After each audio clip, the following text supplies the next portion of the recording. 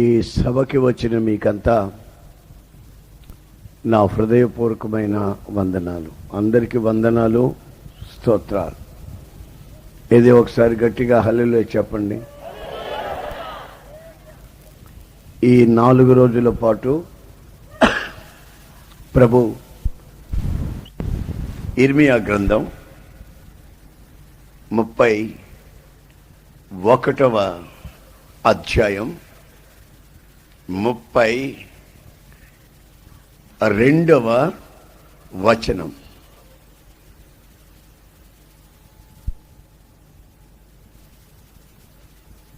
ఎవరన్నా చదవండి. మైక్ ఉండే వాళ్ళని చదవమన్నాను, మిమ్మల్ని కాదు. మైక్ ఉండే వాళ్ళు చదివితే అందరికి వినబడుతుందని. అది ఐగుప్తులో నుండి వారిని రప్పించుటకై ఐగుప్తు నుండి వారిని రప్పించుటకై నేను వారిని చేయి పట్టుకొనిన దినమున చేతిని పట్టుకొనిన దినమున. చాలు. దేవుడు ఎప్పుడో జరిగిన ఒక సంభవాన్ని చెబుతున్నాడు ఇక్కడ.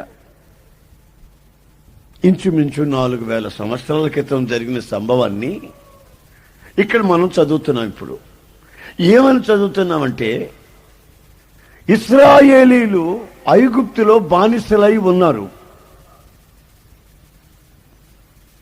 ఇనుప కొలిమిలాటి ఆ శపించబడిన ప్రాంతంలో వాళ్ళు ఉన్నప్పుడు వాళ్ళని విడిపించుట కొరకు నేను వాళ్ళ చేతిని పట్టుకొన్నాను అంటున్నాడు ఈ వాక్యంలో. బాగా గమనించాలా. నాకో ఫ్రెండ్ ఉన్నాడు చిన్నప్పటి నుండి. వాడు ఎప్పుడు నా దగ్గరకు వచ్చినా, మాట్లాడుతా నా భుజాల మీద చేసేస్తాడు.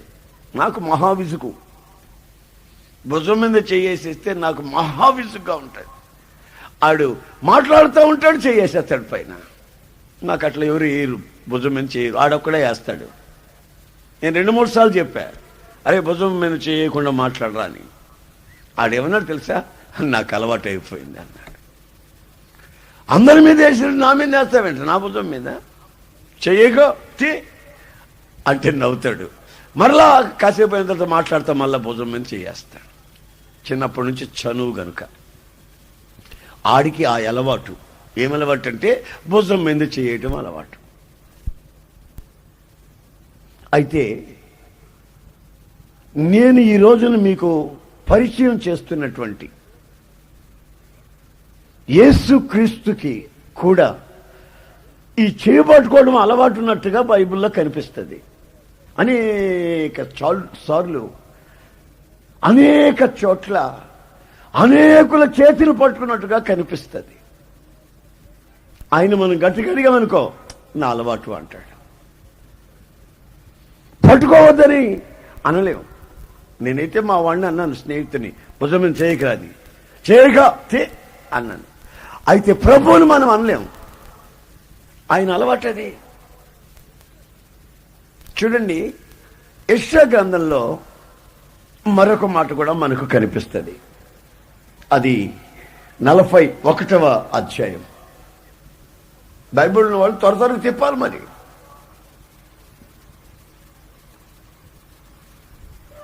41వ అధ్యాయంలో 13వ వాక్యం మీరు గమనించండి, నేను చదువుతాను. నీ దేవుడినైన యెహోవానగు నేను, భయపడకము, నేను నీకు సహాయము చేసేదనని చెప్పుచు నీ కుడి చేతిని పట్టుకొనుచున్నాను అన్నాడు. భయపడకండి, నీకు నేను సహాయము చేస్తాను. చాలా మంది మనం భయంగా ఉన్నప్పుడు, భయపడక అదేం చేస్తుంది, భయపడక అని అంటుంటారు. కుక్కను చూసి భయపడితే అదేం చేస్తుంది, బల్లిని చూసి భయపడితే అదేం చేస్తుంది. కప్పను చూసి భయపడితే అదేం చేస్తుంది అని అంటారు. కానీ వాటి భయం ఉండనే ఉంటుంది మనుషుని హృదయంలో. అయితే ఇక్కడ ఒక ఆయన మన దేవుడట, మన రక్షకుడట, నేను యెహోవాని అంటున్నాడు. ఆయనేమంటున్నాడు?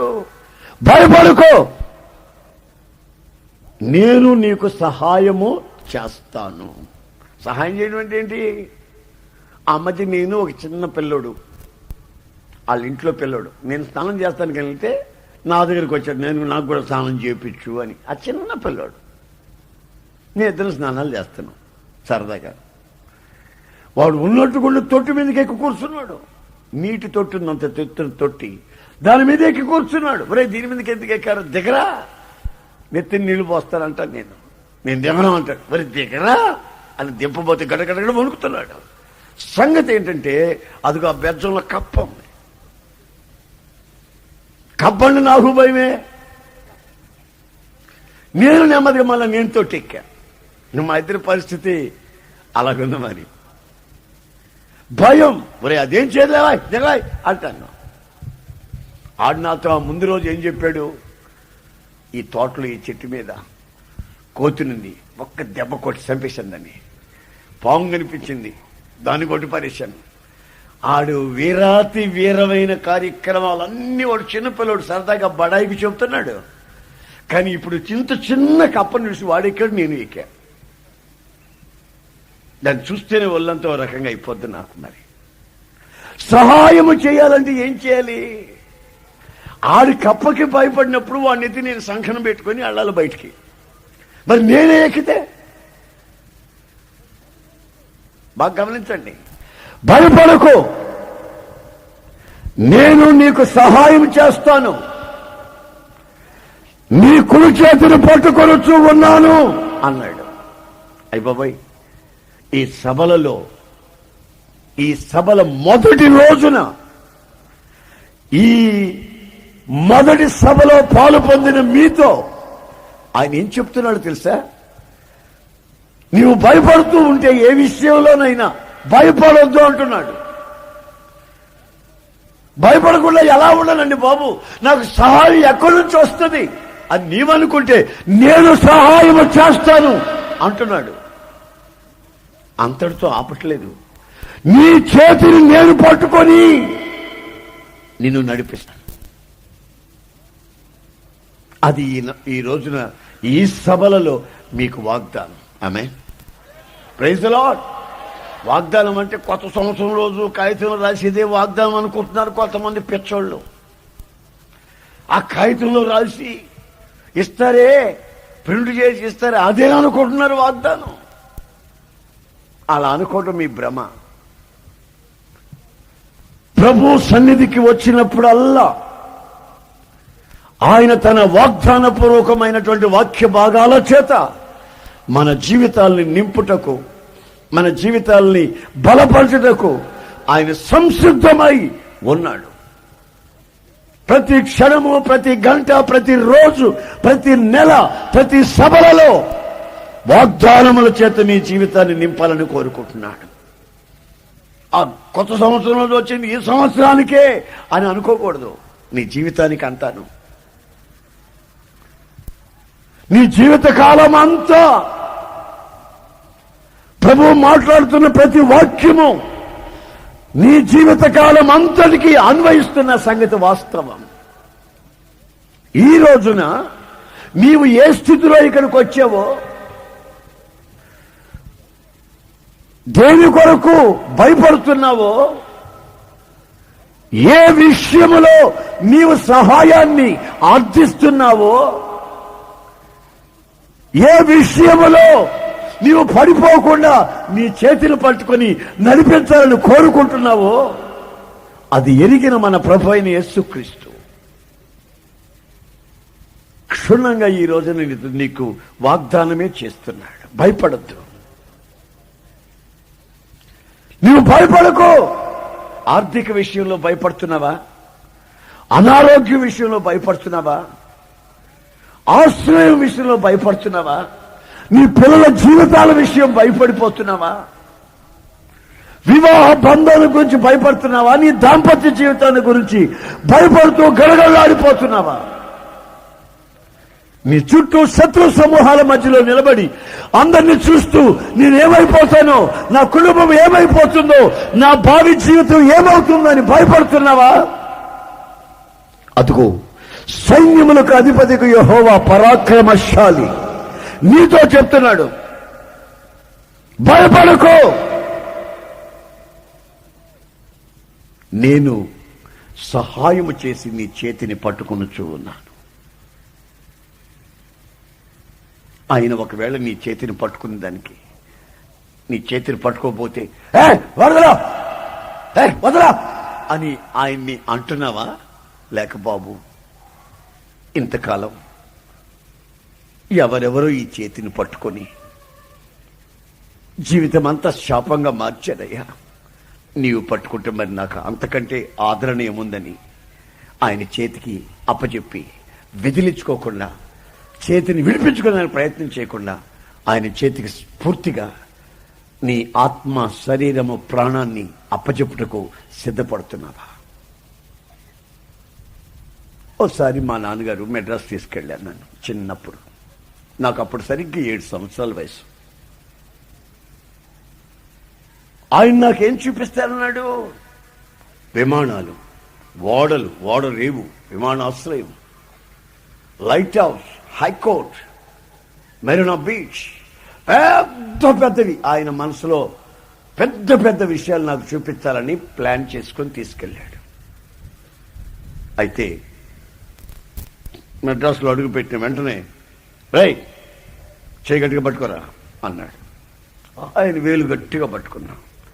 వదిలేవంటే చూడన్నాడు. అబ్బాయి నేను ఎందుకు వస్తున్నానా అన్నాను. పట్టుకున్నా. అలా వెళ్తుంటే ప్లాట్ఫామ్ మీద చిన్నటి లక్క బొమ్మలు ఉన్నాయి. చిన్నటి లక్కవి పాములు, లక్క పాములు. అవి గాలికి ఇట్లా ఊగుతున్నాయి. ఇట్లా ఊగుతున్నాయి, గాలికి స్ప్రింగ్ పెట్టినట్టు ఊగుతున్నాయి. ఎప్పుడైతే ఇట్లా ఊగుతున్నాయో బాగా గమనించి మా నాన్నతో పోతూ ఉన్నవాడిని ఆయన చెయ్యి ఎప్పుడు వదిలేనో నాకు తెలీదు. మొత్తం మీద ఆ ప్లాట్ఫారం మీద ఈ పాములు చూస్తూ కూర్చున్నా. ఆయన జనంలో వెళ్ళిపోయాడు. అరే ఏడీడు, ఈడేడి ఏళ్ళు చూసుకుంటూ ఉంటాడా? తిరిగి తిరిగి తిరిగి తిరిగి తిరిగి కన్నీళ్లు పెట్టుకొని ఓ ప్రక్కన గోడకేసి తల కొట్టుకొని, నా కర్మ ఇదంతా, నా కర్మ, వాడు వదిలింది నాకు తెలియపోయా, వాడు ఎప్పుడు వదిలేడు, ఎక్కడ వదిలేడు, ఏమిటి అని ఓ తిరిగి తిరిగి పిచ్చెక్కిపోయి, ఆ తర్వాత మొత్తం మీద జనం కొంచెం తగ్గిన తర్వాత ఆ ప్లాట్ఫామ్ మీద నేను ఎటు వాళ్ళలా అదే చూస్తున్నా. గాలికి పోతుంటే మేడ వచ్చి గోమ మీద ఒకటే కొట్టాడు దెబ్బ, ఒకటే దెబ్బ. గోమ గుమ్మని పోయింది. రాయ్ పడగా చేయి, ఈసారి కానీ ముద్ర చంపేస్తా నేను, గడగబడా. బుద్ధి ఉందా లేదా? ప్లాట్ఫారం సరికోడు రాదు. ప్లాట్ఫారంలో ఉండి చూస్తావు. నేను ఏం చూపిస్తానన్నా నీకు, నువ్వేం చూస్తున్నావు ఇక్కడ, పడగా గడిగా అన్నాడు. పట్టుకున్నా. మరి ఆ మోరు మార్కెట్ అంటది, దానిలో పోయేసరికి బుట్టకారికి కీస్తే అది బ్రిడ్జీల మీదకి ఎక్కుతుంది, దిగుతుంది, ఓ కొండలు ఎక్కేస్తుంది, దిగేస్తుంది, గిరిగిరి గిరిగిరి బుట్టకారు తిరుగుతా ఉన్నాయి. మరలా మా నాన్నగారు చేయి వదిలేసి ఈ బుట్టకారు పైకి కిందకి దిగుతుంటే అక్కడ కూర్చొని చూస్తున్న ముద్దుగా. మా నాన్న 4-5 ప్రదర్శనలు చేశాడు ఆ మార్కెట్ చుట్టూ.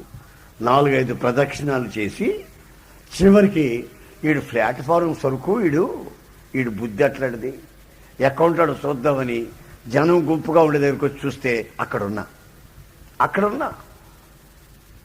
దగ్గరికి వచ్చి అయ్యా అన్నాడు. నాది బుద్ధి తక్కువలే అయ్యా, నాది బుద్ధి తక్కువ అన్నాడు. ఏంటి నాన్నగారు, నాది బుద్ధి తక్కువ లేవయ్యా అన్నాడు. తర్వాత ఆయన అంటాడు, ఏలు పట్టుకో నిన్ను అనకపోతే నీ చెయ్యి నేను పట్టుకుంటే సరిపోయేది కదా. చూశారండి, సింపుల్. నేను ప్లాట్ఫారం మనిషిని నీకు తెలుసు కదా. ఏది కనబడితే దాని మీద ఆకర్షణ నా కళ్ళకు వచ్చేస్తుంది కదా. ఏం మైండ్ చెడిపోయినాను కదా నేను. ఏమండి, ఏ చెత్త కనబడినా, ఏది అందంగా కనబడినా, ఏది రంగుగా కనబడినా, ఏది తినాలనిపించినా, ఇక మనిషిని కదండి, చిన్నపిల్లోని కదండి, కోతేశాలు ఎక్కువ ఉంటాయి కదండి, ప్లాస్టిక్ సరుకు కదండి. నేనేమన్నా పైనుంచి ఊడిపడ్డవాడినా కాదు కదా. నా వ్యవహారము, నా సంగతి, నా పద్ధతులన్నీ తెలిసి కూడా ఏలు పట్టుకో అనకపోతే ఏమైంది? నా చేయి పట్టుకుంటే సరిపోయేది కదా. నాది బుద్ధి తక్కువయ్యా అన్నాడు. మా నాన్నగారు ఒప్పుకున్నాడు, ఆయన బుద్ధి లేని పని ఒప్పుకున్నాడు. ఇక నా చెయ్యి పట్టుకున్నాడు, ఇక సాయంత్రం దాకా వదల్లా. అది ఎట్లా పట్టుకున్నాడు, చెయ్యి కందిపోయింది ఎర్రగా. ఇస్తానే ఉన్నాడు, కీస్తానే ఉన్నాడు. నేను ఇటు తిరిగినా కీస్తాడు, అడు తిరిగినా కీస్తానే ఉన్నాడు. చెయ్యి ఎర్రగా కందిపోయింది. మంట పుట్టి, నాయుడు ఏంటిదా అంటే, ఏమిలే, నిన్ను చూపిస్తానన్నని అవే చూడాలి నువ్వు. ఇంక పిచ్చవన్నీ చూడకూడదు. ప్లాట్ఫారం సరుకులు కాదురా నువ్వు చూడాల్సింది, నేను చూపిస్తాను నీకురా అన్నాడు. ఆ ఏరోప్లేన్ దగ్గరికి తీసుకుపోయాడు. ఏరోప్లేన్లు చూడరా అన్నాడు. ఎక్కడ కనబడుతున్నాయి నాకా అన్నా. భుజాల మీదకి ఎక్కించుకొని నన్ను ఆ గోడకు బెజ్జం ఉంది ఒకటి, ఆ బెజ్జం కనబడుతుందా, కనబడుతుందా? కనబడుతుందా. మరి కదిలిందా? పాపం ఆయనకేమో కనబడట్లేదు, నాకు కనబడుతుంది ఆ బెజ్జంలో. ఆయన భుజాల మీదకి ఎక్కి కూర్చున్నా. ఆయన జుట్టు గట్టిగా పట్టుకుని బెజ్జంలో చూస్తుంటే ఏరోప్లేన్లు కనబడుతుంది, దిగటం ఎక్కడం. నా ప్రియమైన సహోదరులారు, ఒకసారి ఆలోచించండి. నన్ను కన్న తల్లికి, తండ్రికి నాకు పెద్ద పెద్ద సంగతులు చూపించాలని ఆయన మనసులో ఉంటే, మనల్ని సృష్టించిన దేవునికి, పరలోకపు తండ్రికి, ఆయనకి ఎన్ని ఆలోచనలు ఉంటాయి మనల్ని గురించి. కానీ పిచ్చ వేషాలు వేస్తా, సినిమాలు చూడు తిరుగుతా, ప్యాకాడి దగ్గరికి వెళతా, బ్రాందీ షాపులు, సారాయి కొట్లు దగ్గర తిరుగుతా, ఆ కొంప చుట్టూ ఈ కొంప చుట్టూ ఊరికే తిరుగుతున్నాం అనుకో, లేనిపోని జబ్బులు తెచ్చిపెట్టుకుంటున్నాం అనుకో, ఆయన చూస్తూ ఊరుకుంటాడండి. అందుకని ఇలాంటి సభలు పెట్టించి, ఇలాంటి వేసవిలో భయంకరమైన ప్రయాసంతో ఇలాంటి ఏర్పాట్లన్నీ ఆయన చేయించి మిమ్మల్ని చల్లటి పూట ఇక్కడ తీసుకొచ్చి కూర్చోబెట్టి మీతో ఈ మాట చెప్తున్నాడు. ఏ మాట తెలిసినా, ఇదిగో నేను మీ పరలోకపు తండ్రిని, మీ చేతిని పట్టుకునేవాణ్ణి. మిమ్మల్ని నన్ను పట్టుకోమని అనను, మీ చేతిని నేను పట్టుకుంటాను, నీకు సహాయం చేస్తాను, నువ్వు భయపడాల్సిన అక్కర లేదు అని ఈ ప్రశాంత వాతావరణంలో ఆయన వాగ్దానాన్ని నీకు చెప్తున్నాడు. మా నాన్నగారు చెయ్యి, మా నాన్నగారు నన్ను పట్టుకుంటేనే నన్ను ప్లాట్ఫారం సరుకులు చూడండి వల్ల, హైకోర్టు చూడరా బ్రహ్మాండంగా ఉన్నాయి, లైట్ హౌస్ చూడు తిరుగుతుందా, లైట్ తిరుగుతుందా, తిరుగుతుందా, బాగా చూడు. మళ్ళా ఊర్లో పోయి అందరికి చెప్పాలి నువ్వు ఇవన్నీ. చెప్తానయ్యా. ఆయన ఇప్పుడు కానీ ఉండుంటే ఏమనుకునేవాడు? ఆ రోజు నీడికి బెజ్జంలో నుంచి విమానం చూపించే నీడికి ఇప్పుడు వీడు ప్రపంచం అంతా అన్ని విమానాలు ఎక్కుతున్నాడు, దిగుతున్నాడు వీడు. అమ్మో, వీడి పరిస్థితి ఇట్లయిపోయింది. ఆ రోజు నేను నా బిడ్డల గురించి ఆశపడ్డాను. నా బిడ్డ ప్లాట్ఫారం మనిషి కాకూడదు, నా బిడ్డ దరిద్రుడు కాకూడదు, నా బిడ్డ శాపాన్ని అనుభవించకూడదు, నా బిడ్డ క్షేమంగా ఉండాలి అనుకున్నా. ప్రపంచంలో ఉన్న విమానాలన్నింటిలో, విమానాలు చాలా ఉన్నాయా, విమానాలన్నింటిలో ఎక్కి దిగి ఉన్నా. నేను అన్ని దేశాలు తిరుగున్నా. నేను ఎక్కని విమానం ఉంటలేదు.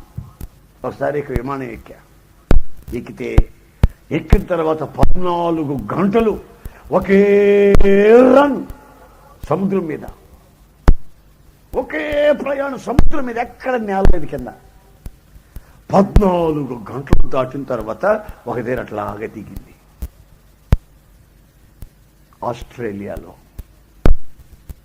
నా ప్రియమైన సహోదరులారా, ఆ సంగతులంతా మా నాన్నకి చెప్తే ఇప్పుడు ఏమనుకునేవాడు, అరే నా పుస్తకాల మీదకి ఎక్కి ఆ బెజ్జం నుంచి నీకు చూపించాను రా రోజురా, కథలుతున్నా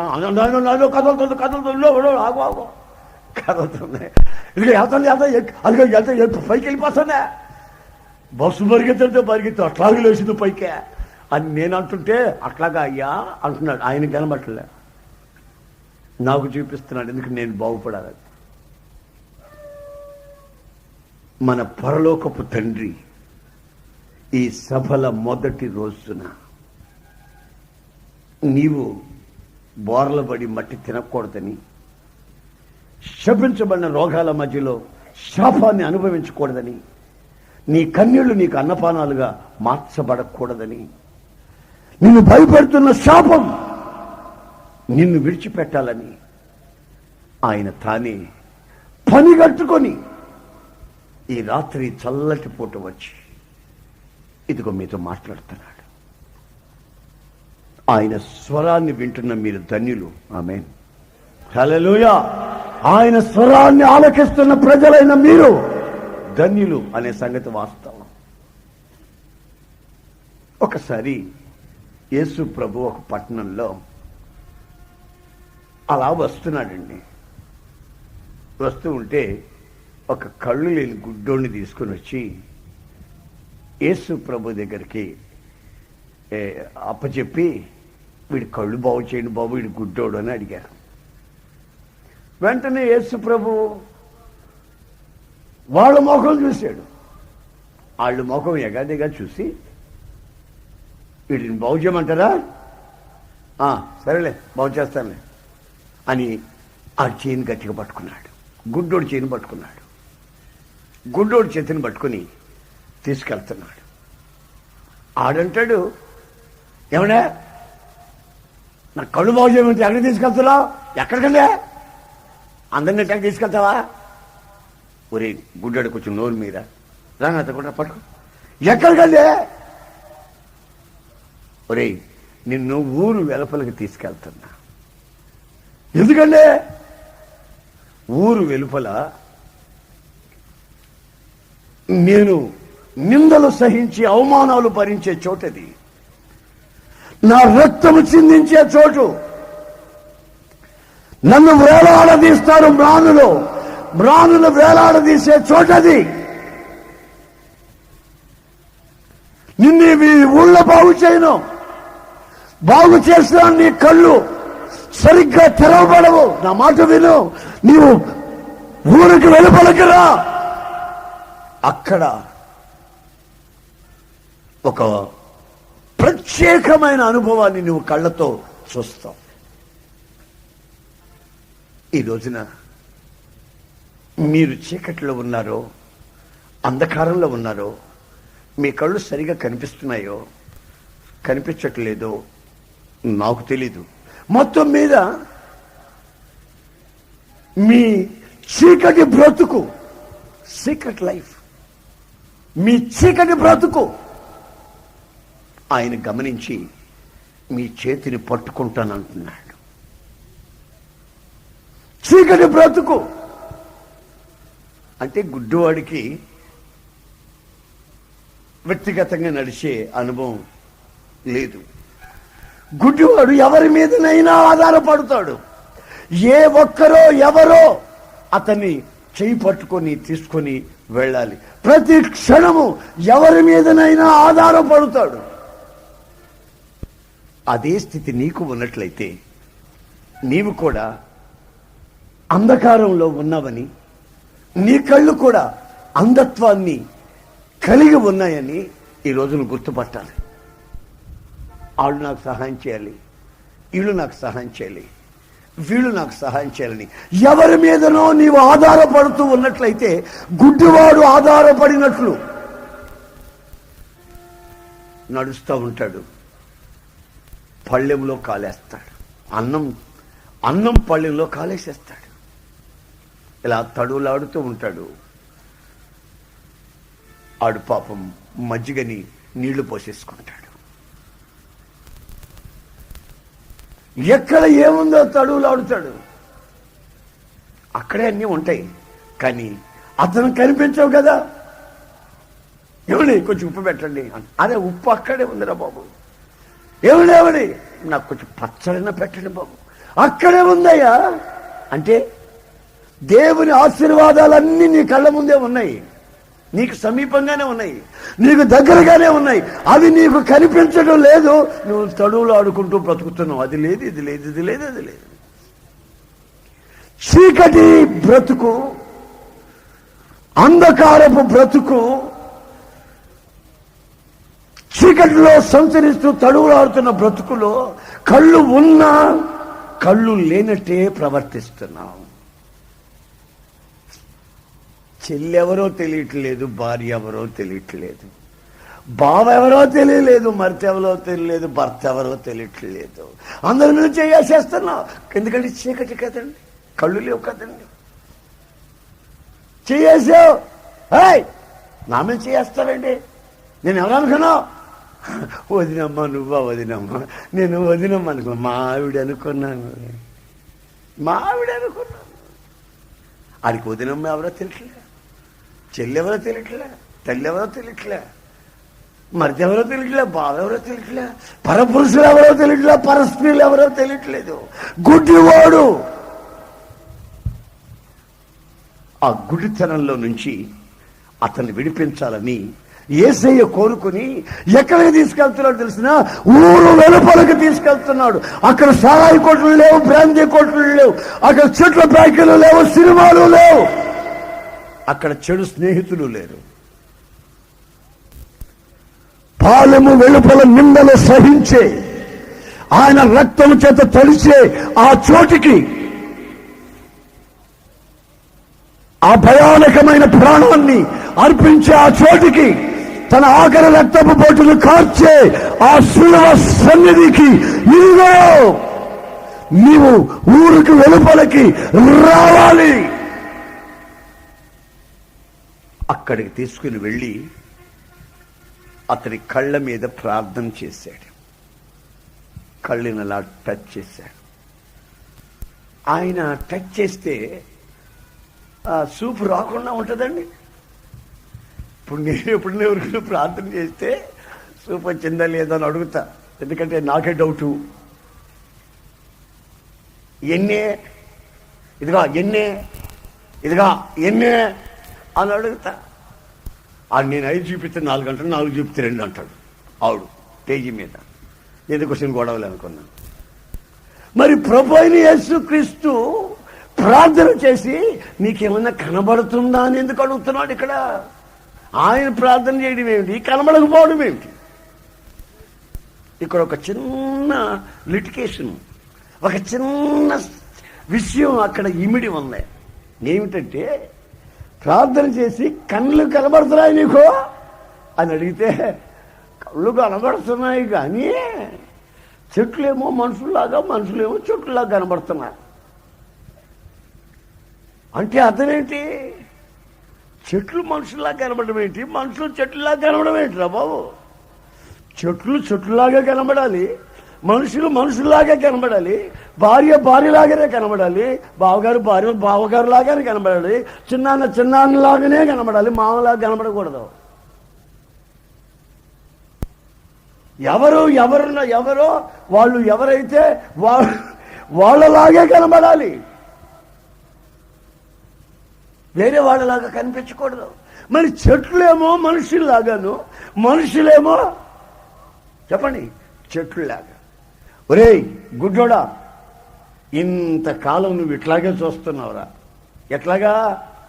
పాపాన్నేమో పవిత్రతలాగా చూసావురా, పవిత్రతనేమో పాపంలాగా చూసావు. చీకటినేమో వెలుగు అనుకున్నావు, వెలుగునేమో చీకటి అనుకున్నావు. నీ కళ్ళలో నీ చూపులో అంత తిరకాసు, అంత అదో రకమైనటువంటి అనుభవాలు. చేయబట్టుకుంటే నీ చేయి ఉన్న బట్టు నడిపిస్తే నువ్వు ఆడ మనిషి మా మగవాడువే అని అడుగుతాడు గుడ్డోడు. వాడికి ఆడ మనిషో మగవాడో కూడా తెలీదు. ఆడ మనిషి అయితే వాడికి ఎందుకు, మగాడైతే ఎందుకు? రోడ్డు దాటించమన్నావు, దాటిస్తే సరిపోతాయి కదా. ఆడు రోడ్లో నిలబడి అడుగుతాడు, నువ్వు ఆడ మనిషిలో మగాడువా, నీ చెయ్యి మెత్తగా ఉందంటే అంటాడు. గుడ్డోడు కదండి. నా ప్రియమైన సహోదరులారా, ఈ రాత్రి, ఈ మొదటి రోజున నీ స్థితిగతులు ఈ రోజున కళ్ళు ఉన్నట్టే ఉన్నాయా, కళ్ళు లేనట్టు ఉన్నాయా? పవిత్రతని పవిత్రంగానే చూస్తున్నావా, అపవిత్రతని అపవిత్ర